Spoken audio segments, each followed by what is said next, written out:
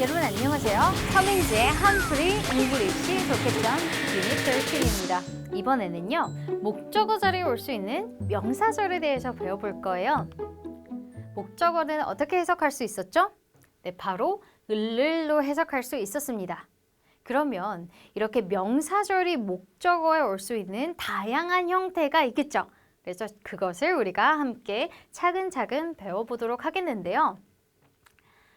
우리가 이전 시간에는요, 다양한 목적어, 명사, 구와 가목적어에 대해서 배웠어요. 어느 정도 반복되는 부분도 있네요. 그죠? 자, 그래서 목적어 자리에 올 수 있는 명사구에는 일단 첫 번째로 동명사, 동사의 ing 형태를 붙여서 목적어의 역할을 해서 을을로 해석이 되었다라는 것들과 투부정사, 동사 앞에 to를 붙여서 명사의 역할 중에서 특히 목적어의 역할을 했다.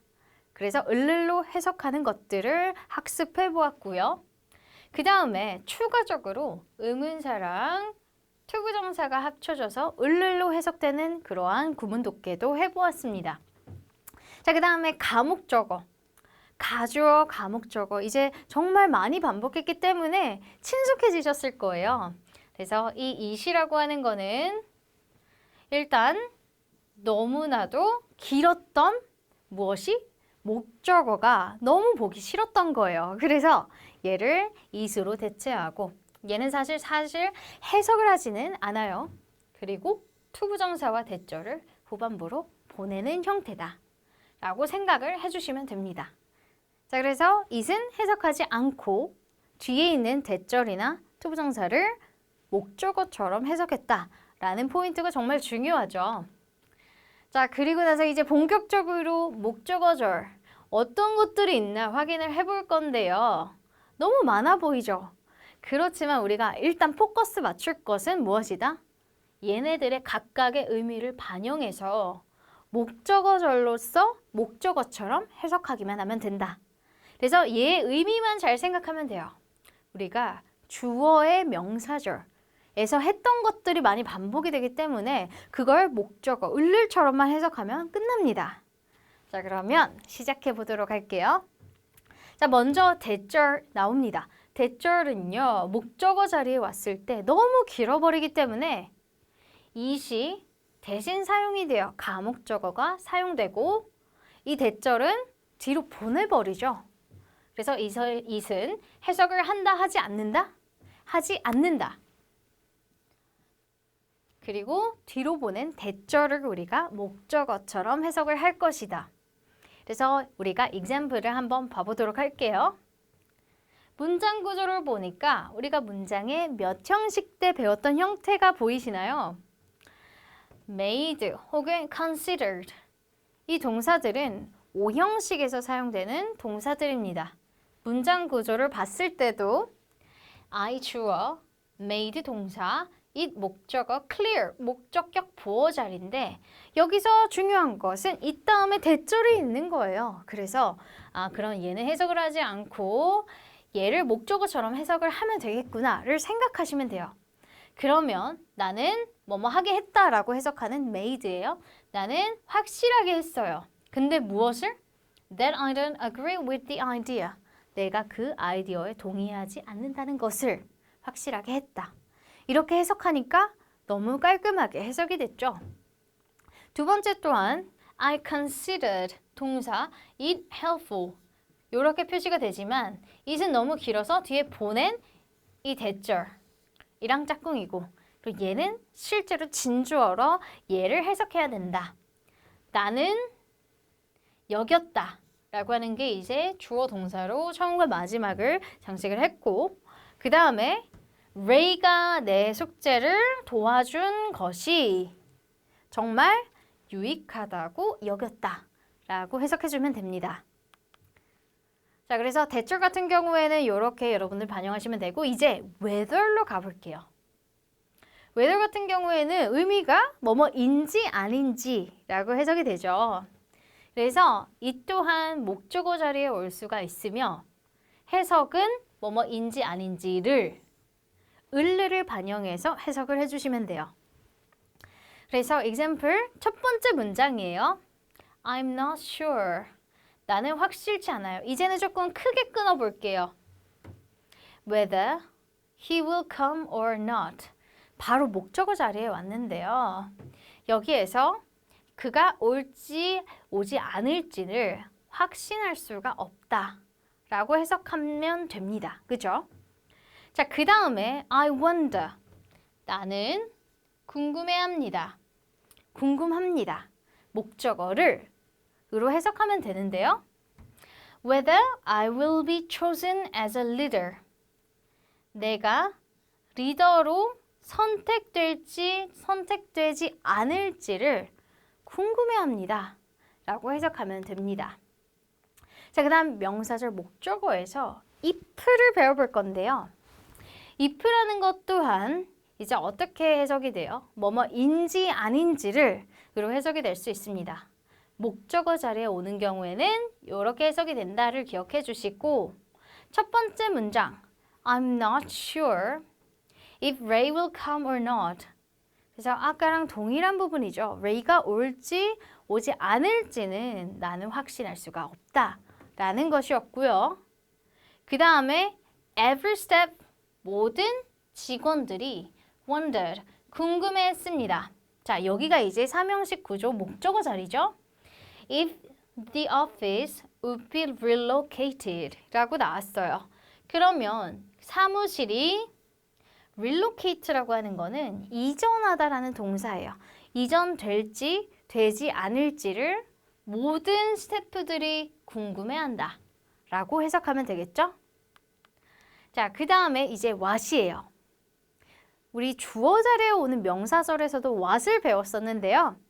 동일하게 이 what절이 목적어처럼 사용될 수 있습니다. 그래서 목적어절에 오는 경우에는 것을이라고 해석하면 되겠죠.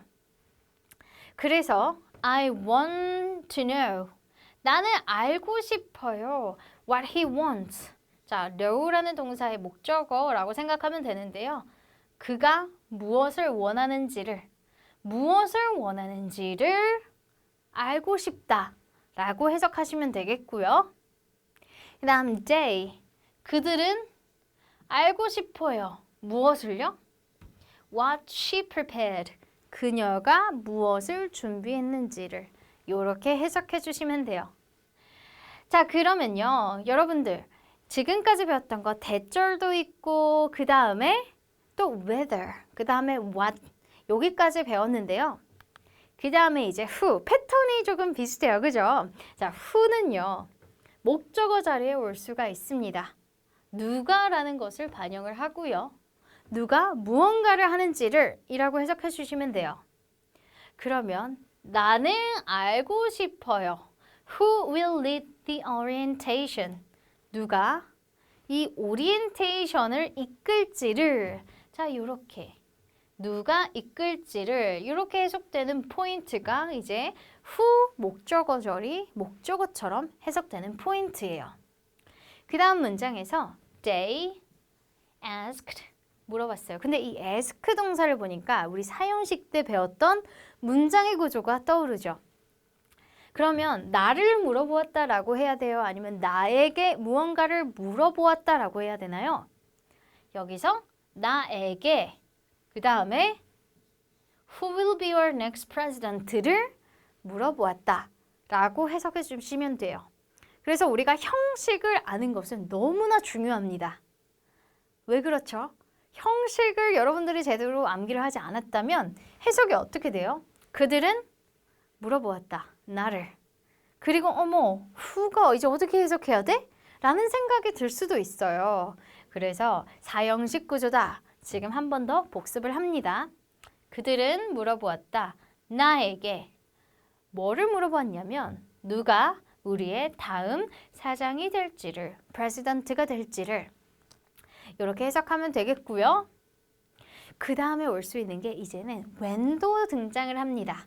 when은 사실 우리가 어떻게 해석을 하죠? 언제라고 해석을 합니다. 그래서 언제 뭐뭐 하는지를 결국에 언제와 을를 합쳐주면 돼요. 그래서 나는 알고 싶다. 지금 주어의 패턴은 다 동일하게 여러분들께 보여드리고 있어요. I want to know. 난 알고 싶어요. When he will return my book. 이게 다 목적어로 사용이 되었어요. know 동사의 목적어예요. 그러면 그가 나의 책을 언제 되돌려 줄지를 이렇게 목적어로 해석이 되었죠. 자, 그 다음 문장도 한번 보면요. 이 문장 아까 봤던 패턴이랑 비슷하죠? 그럼 몇 형식이라고 말할 수 있나요? 네, 바로 사형식이라고 할 수 있습니다. 그래서 그들은 물어보았다. 나에게 물어본 거예요. 뭘 물어봤냐면 언제 프레지던트가 선정이 되는지를 나에게 물어보았다 라고 해석해 주시면 됩니다. 자, 그래서 지금 다시 처음부터 배웠던 게 대시고요. 이 대는요. 가목적어와 이 대절의 형태가 너무 중요했다. 그 다음 whether 뭐뭐인지 아닌지를 if절이 또 목적어 자리에 오면 뭐뭐인지 아닌지를 이라고 해석을 했고요. 그 다음에 who 누가 뭐뭐 하는지를 그 다음에 when 언제 무언가를 하는지를 지금 요렇게 패턴상 우리가 여러 가지를 익혀왔는데요. 그 다음 문장은 또 where절입니다. where절은요. 목적어 자리에 올 수 있는데요. 어디에서 무언가를 하는지를 이라고 해석을 하면 되거든요. 그래서 어디라고 하는 것을 여러분들이 잘 확인하시면 되는데요. 나는 알고 싶어요. 어디에서 내가 이 책을 살 수 있는지를 이라고 보시면 되겠고요. 그 다음 문장이 이제 또 계속 반복되는 사형식의 패턴이에요. 그들은 물어봤어요. 나에게. 무엇을 물어봤어요? Where? 어디에서 그 회의가 be held, 개최되는지를 이라고 을로 해석을 해줬습니다. 그래서 지금 여기에 나온 where 자체도 어디에서 뭐뭐 하는지를 이라고 해석해 주시면 되겠죠? 자, 그 다음에 나오는 게 이제 how예요. 의문사의 총집합이라고 생각하시면 되는데 how절은요. 어떻게 라고 해석이 되잖아요. 그래서 어떻게 동사 하는지를 이라고 해석을 해줄 거예요. 결국에 여러분들 지금 어렵지 않고 여러분들이 결국 앞에 붙은 것을 어떻게 해석하느냐가 정말 중요하다라는 걸 깨달으셨을 것 같아요. 자, 그래서 어떻게 무엇을 하는지를 패턴을 한번 봐보도록 할게요. 자, 첫 번째 문제예요. I want to know. 나 알고 싶어요. How? 어떻게 내가 can download this. 이것을 어떻게 다운받을 수 있을지를 알고 싶습니다. 목적어 자리에 있는 게 정말 길었죠. 이 know 동사의 목적어 자리가 너무 길었어요. 그렇지만 얘도 뭐뭐 하는지를 이라고 해석을 해줍니다. 그 다음 문장도 사형식 패턴. 그들은 물어봤어요. 나에게 어떻게 그들이 access, 접속할 수 있는지를. 그런데 어디에? The company email, 회사 이메일에 라고 생각하시면 되겠죠? 그래서 how까지 배워봤는데요.